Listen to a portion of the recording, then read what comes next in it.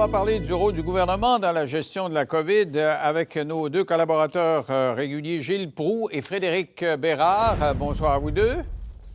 Bonsoir. Salut. Alors, le premier ministre qui a confirmé que on en avait pour un autre 28 jours. Qu'est-ce que vous pensez de ça, Gilles? Est-ce qu'il n'aurait pas dû nous le dire tout de suite, vous en avez jusqu'à Noël, plutôt que nous y aller par petit moton comme ça de 28 jours? Voilà, c'est qu'on est en train de nous décourager et on grossit les rangs des sceptiques à agir de la sorte d'un 28 jours à l'autre, puis dans 28 jours, ce sera un autre 28 jours. Et au rythme où ça continue, ça va faire dire à ceux qui prétendent qu'il y a un complot, puis on est sceptiques, qu'on est aussi bien de laisser aller les choses, que le plus fort l'emporte sur le plus faible, et ainsi la masse monétaire de l'économie mondiale va se dire, bon, faudra faire reprendre la machine capitaliste, si on veut, et entre-temps, même si l'Organisation mondiale nous dit ce matin, il faut persister puis continuer, on ne voit pas le bout du tunnel, on ne voit pas le vaccin venir. Alors, je commence à me demander s'il ne faut pas pencher chez ceux qui disent laissez les choses aller et le plus fort l'emportera comme une vilaine grippe. Et là, je vais passer du côté des sceptiques et je voudrais pas. Alors, Frédéric, es-tu sur le bord de changer de camp aussi? Non, inquiète-toi pas. Je reste du même bord. Tu es absolument pas d'accord avec Gilles. Il y a quand même une limite à ce qu'un gouvernement peut faire là, dans un cas comme celui-là. C'est sûr que pour le 28 jours, ça, je suis d'accord avec Gilles. Tout le monde savait que ça allait être plus que ça. On essaie de ménager la chèvre et le chou, ça va. Mais une fois qu'on a dit ça, par contre, il y a quelque chose d'important. C'est que c'est une pandémie qui est par définition mondiale. Regardez la France, il y a des 45 000 cas par jour. Les États-Unis, c'est une catastrophe. Le Brésil l'est tout autant. Plusieurs autres pays en Europe aussi. Il n'y en a pas de vaccin, mais c'est quand même pas la faute de François Legault. Là, c'est pas à lui de trouver ça. C'est pas à Arruda non plus. Pour le reste, de passer dans le camp des sceptiques, c'est une chose. Je le suis en quelque sorte. On peut être critique de cette gestion de crise-là de manière tout à fait légitime.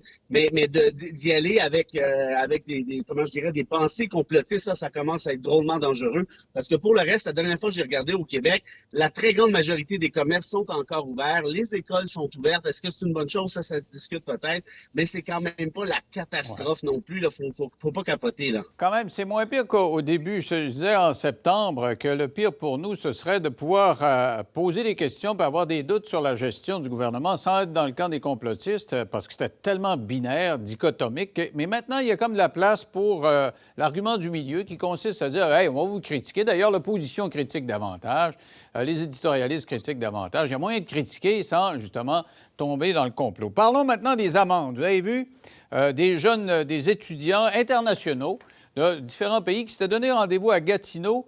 On a interpellé 83 d'entre eux. Ils avaient loué un appartement Airbnb. On leur a donné 83 amendes différentes pour un total de 83 000 parce que c'est 1 000 chaque. Gilles, c'est une bonne façon de faire?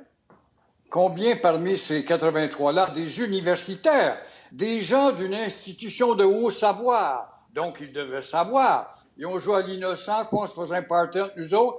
Combien vont donner leur vrai nom là-dedans pour enquiquiner, peut-être retarder les enquêtes? Mais c'est quand même bon d'apprendre que là, il y aura une amende par personne, donc 83 000. Ça, c'est à part de ceux qu'on n'a pas pincés sur les lieux. Mais, encore une fois, il était grandement temps, on est même en retard au gouvernement du Québec qui a toujours peur de faire peur et de faire mal, alors que dès le début de la crise, on aurait dû être catégorique.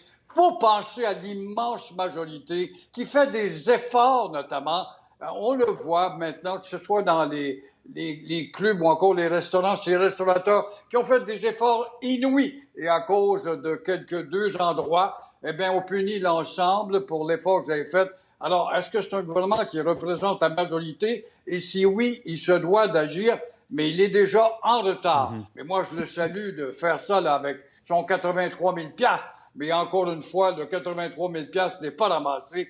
Comment ça se fait qu'on avait affaire à des gens d'une institution de haut savoir, des institutions au pluriel? Alors, dans ce sens-là, ça démontre encore une fois qu'on se fout éperdument de l'autorité de ces conseils. Mais le gouvernement Legault qui a quand même dit aujourd'hui, pour ce qui est des gymnases, des centres de yoga, des centres de danse, qui ont dit, nous, demain, là, on va rouvrir nos portes parce que vous ne nous avez pas prouvé qu'on peut créer de la contagion et on paiera des amendes. Là, le gouvernement dit, demain, ils vont adopter un décret ministériel et ils vont donner des amendes pas juste aux propriétaires, mais aux clients. Qu'est-ce que tu dis de ça, toi, Frédéric? Bravo! Ben, je pense qu'encore une fois, dans un cas de pandémie comme celui-là, on n'a pas trop le choix d'agir en conséquence. Ça prend ce que ça prend. Puis moi, la désobéissance civile, si tu t'appelles Gandhi puis tu essaies de prôner une certaine ouverture à l'autre, et ça peut m'intéresser là, comme concept, mais si ta désobéissance civile réside dans l'idée de réouvrir un gym. Je suis désolé, là, mais je pense qu'on n'a pas nécessairement les mêmes priorités dans ce cas-ci. Ce qui ne veut pas dire, cela dit, que les gyms ne peuvent peut-être pas rouvrir. Peut-être qu'il y a des manières de faire, je ne sais pas, je suis pas un expert, mais de défier un gouvernement comme ça, franchement, là, je suis pas sûr, parce qu'à ce compte-là, on peut le faire aussi pour les restaurants. Puis pour le fait qu'il y a des amendes qui soient salées et sévères, si on prend le truc des universitaires, ben ça va leur prendre des bons prêts et bourses, puis tant mieux ou tant pis pour eux. Puis pour le reste, contrairement peut-être à ce que je dis Gilles, et j'en sais quelque chose, tu peux être un universitaire et être imbécile, là. Ah oui, ben oui. J'allais dire, t'en es la preuve vivante, mais t'es la preuve vivante, t'as existé parce que tu parles côtoyer. Je veux dire ça. OK, au retour. Alors, on va parler de Nathalie Normando, qui, elle, crie au complot dans 3 minutes après la pause.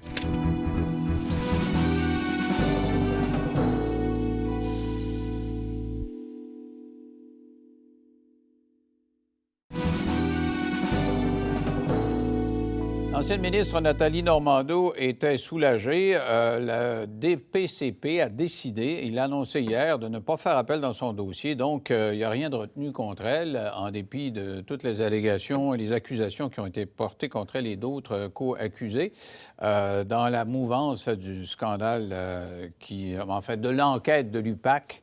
À cet égard, là, sur le financement au niveau provincial. Alors, elle a crié au complot. Elle a dit, si c'est arrivé, ça, c'est que Robert Lafrenière, qui était le grand boss de l'UPAC, voulait se faire renouveler. Et comme il y avait une rumeur qu'il ne serait pas renouvelé, il nous a arrêtés, il a fait des accusations, puis comme ça, il a été nommé à nouveau, il a sauvé sa job, et donc, on était des agneaux sacrifiés. Avec moi, notre collaborateur Frédéric Bérard et Gilles Proulx. Qu'est-ce que vous dites de ça? Ça peut être un complot? Ça me fait rire. C'est évident, je sympathise, je suis content pour Mme la vice-première ministre du temps, mais puisqu'elle a dû vivre comme angoisse puis de nuit blanche, mais de dire que c'est un complot, tu prouves ça comment c'est un complot? Je veux bien croire que dans son cœur, elle a un policier, je crois bien, comme compagnon, qui a dû y apporter moult conseils sur les dédales de la police puis les maquillonnages. Mais tout ça, ça m'amène en bout de ligne, mon cher Denis. Je ne sais pas si mon confrère va être d'accord, mais la police s'est décrédibilisée depuis 10 ans. Comme ça ne se peut pas, on est rendu avec des corps de police d'opérette et qui, en tout cas, dû à des chamailles internes, des jalousies sans doute, de dénigrement à gauche et à droite quant à la compétence de l'un, peut-être parce qu'on vise le poste de l'autre. Donc, la jalousie s'est installée à un point tel où nous n'avons plus d'autorité policière et la police des mots est plus forte que la police tout court. Ah oui, quel magouillage. Et en plus de ça, des affaires de famille, le beau-père, puis comment tu vois ça, toi, Frédéric? Bien, ce que dit Nathalie Normando aujourd'hui, je l'ai écrit dans une chronique il y a de ça quelques années. N'oublions pas que l'arrestation de Normando s'est produite la journée même du dépôt du budget à Québec. Évidemment, tous les projecteurs se sont balancés là-dessus, de toute évidence. Et effectivement, il y avait des rumeurs très, très fortes à l'effet que Lafrenière ne serait pas renouvelée. Et on m'a dit aussi qu'à l'UPAC, que les enquêteurs n'étaient pas prêts à procéder à l'arrestation de Normando cette même journée-là du budget qui était le 20 mars, si je ne me trompe pas. Lafrenière leur a dit oui, on fait ça pour le budget, let's go, let's go, let's go. Allez voir la page Wikipédia de Robert Lafrenière, là. Il s'est lui-même décrit comme homme politique. Mais c'est drôle, moi, la dernière fois que j'ai regardé, là, quelqu'un qui est flic ne fait pas de politique. Je veux pas qu'il en fasse. Mais lui, il aimait beaucoup les caméras, envoyait des affaires au Journal de Montréal, notamment, et dans d'autres médias pour couler des résultats, pensait-on, sur, par exemple, l'enquête sur Charest et ainsi de suite. Ce gars-là a fait de la politique du début jusqu'à la fin. comment se fait-il que Nathalie Normando a été accusée? Évidemment qu'il devait y avoir un début de preuve, là. Tout n'est pas tout blanc, tout n'est C'est pas ça, tout noir. c'est de justement côté là, blanc. c'est que ça prend un début de preuve. Il n'y en a Oui, pas de preuve. mais Gilles a dit, il n'y en a pas de preuve. Puis tu dis, c'est lui qui a ben, coulé. On soupçonne, mais il n'y a pas de preuve qu'il a coulé quoi que ce soit. non, mais il y avait toutes sortes d'histoires, là, parce que pour démontrer, il disait à la population, inquiétez-vous pas, on avance, on avance. Puis quelques jours plus tard, dans le journal, tu avais une photo du chalet de Charest avec des rénovations. On disait, regardez bien ce qu'on a Ah, je trouvé. comprends, Sauf mais que Charest a dit, toi, OK, tu c'est penses que bien c'est fun, lui, mais c'est c'est pas prouvé. Ce que Gilles dit, c'est que va-t'en en cours, t'es avocat, va-t'en en cours pour prouver ça. Ben non, mais c'est ça. Puis oubliez pas qu'avec, non, mais évidemment, mais oubliez pas qu'avec Normando aussi, ce qui est intéressant, c'est qu'il y a plusieurs chefs d'accusation qui ont été abandonnés au fil du temps. Pourquoi? Ben parce que ça résistait pas à la preuve. Et une des raisons d'ailleurs pour lesquelles il y a eu autant de délais, à mon avis, c'est justement que la couronne essayait de ramasser a fortiori, pas a fortiori plutôt, mais de manière rétrospective, certaines des preuves en question. Et le juge qui a ordonné l'arrêt des procédures contre Normando a planté l'UPAC à coups de 2 par 4 en disant qu'ils ont menti essentiellement et à la Cour et au DPCP. Donc, oui, franchement, C'est une à se honte, demander. à mon sens. Gilles, rapidement.